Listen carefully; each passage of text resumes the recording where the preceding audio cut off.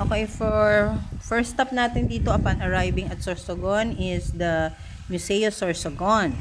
So, samahan niyo ako, pasukin natin ang loob at malaman natin kung ano ang mga tatatagong yaman at kasaysayan ng Sorsogon.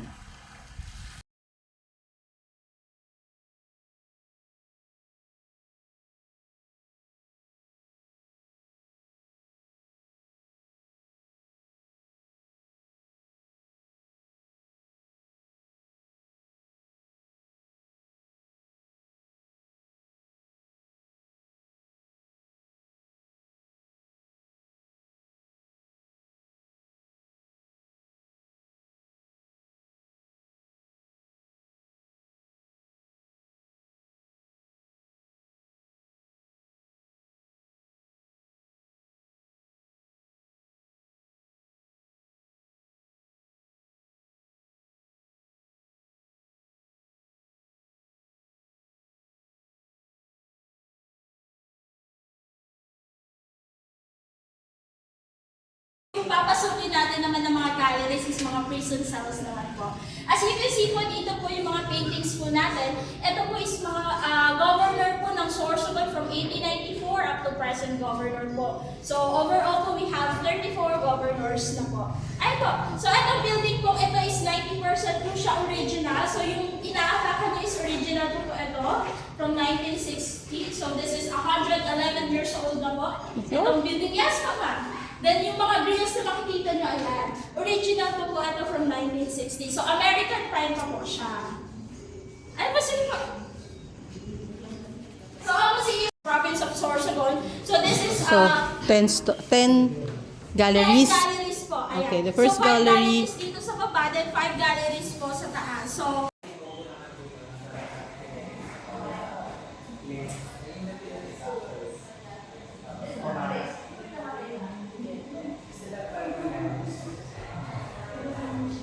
Sarah.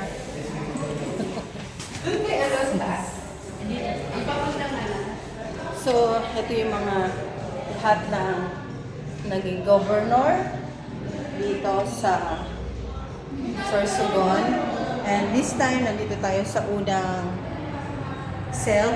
Dati raw itong parang kulungan. So, ito yung more on pinagmula ng Sorsogon. Ayan. And then, iba tayo dito sa pangalawang cell nila.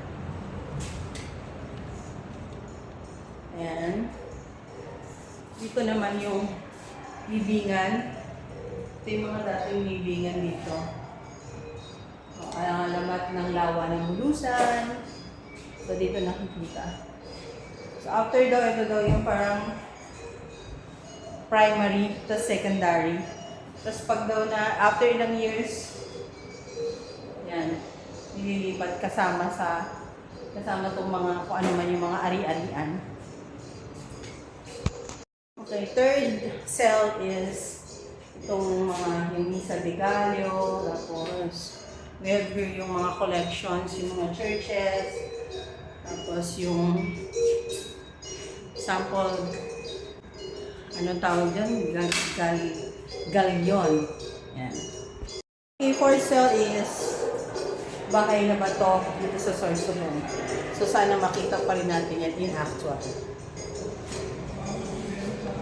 Then next, we're going to the fifth. Ito naman yung revolution sa Sorsogon. Ayan. Ang nakakatuwa dito, meron dito yung parang rifle na ginamit kay Jose Rizal nung during na binaril siya sa plaza. And this one is actually from the private collection of Francis Joseph Escudero. Okay, lipat na tayo sa kabila. Ito na naman ang Sorsogon kay Jose Rizal. Sabi nila hindi naman daw nag-stay dito sa Rizal, but still, yung mga pagkilos parang dahil kay Rizal. Okay. Kaya, mga puro Amerikano, pagdating na Amerikano, pagsupil sa kolera, yun yung dating mga sakit nila. Okay, lipat naman tayo next. Here we are at the mga nanungkulang gobernador. Sa nadinig ko nga kanina, 34 na ang mga naging and one of them is Salvador Escudero Sr., Dino Sampos Rivera. So, right now, ang ating governor is this is Edwin Buboy Hamor. Ayan siya. So, akit na tayo sa taas. Okay, ang trivia dito is, ito daw building na to is since, so itong mga nilalakaran natin ay ang mga original. Okay, iba yung mga rehas. Original to.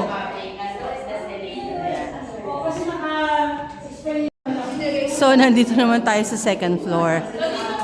So, yan. Ito yung mga sample. Ang bayaning guerrilla ng Sorsogon. So, this is time ng mga sample. So, ilan po dyan? Meron tayong revolver, may shotgun, may rifle, and then machine gun din po sa loob. Yun sa loob. So, originally safety vault po dahil dating courthouse po yung part po nitong second floor.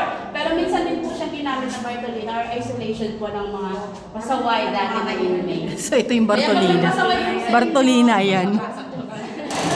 Makulong. Hindi naman po. Sige po, alam po pumasok para makapag-pictures. Yan po. Okay, so pasok tayo. Wow. Yan ang mga guns noon. Diyos ko, parang ang hirap buhati nun. Machine gun? So, ito naman, pasok tayo. Ito yata yung mga niyog. So, dito yung makikita yung mga business nila about niyogs, kung paano ginagawa. Ayan, so, please do not touch. So, ito yung mga equipment. Ito yung pang ano ng niyog. Ayan. Pasok tayo sa loob. Tapos, meron din dito pala ito na. So, more or less, itong gallery na to are more on sa mga kabuhayan dito sa Sorsogon. So, may niyog. Ito naman yung mga pili. Imagine yung mga pinagbalatan ng pili. Oh, pwede rin gamitin na pang-design. Ayan. Siyempre, yung buko. Ayan. And we also have yung abaka. Ayan. Yung mga gawa sa abaka. Ayan. Ito naman yung pandayan.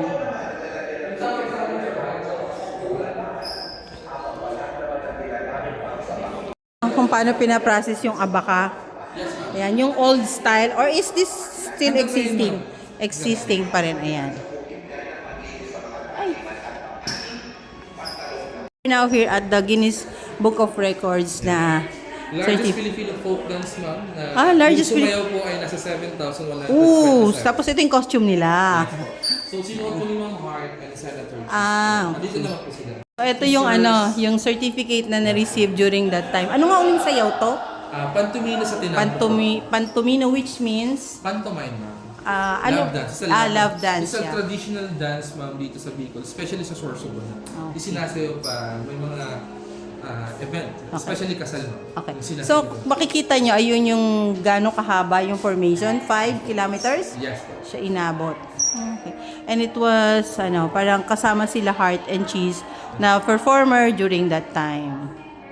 Naman, para saan naman siya? Sa mga tourist destination. Ito na yung mga tourist destination. Mga famous ones po. Okay, the famous one. Yan. So, ito, ikot tayo. Ito yung mga tourist destination daw dito sa Sorsogon. So, we have yung Castellera. Ayan. Tapos, yung Og ng Bulusan. And siyempre, ang Dunsol. Ang Gubat. Ayan. Dito yung palaya. So, right now guys, we're leaving the Museum of Sorsogon. So, this building is built 1916. So, besides retaining the original structure, so, ginawa na nila museum. So, tourist spots na siya, museum pa siya. So, don't forget to drop by kasi marami kayong matututunan dito sa museum nila dito. So, para nyo na rin nilibot ang buong Sorsogon if you don't have time. So, for city tour, include this one.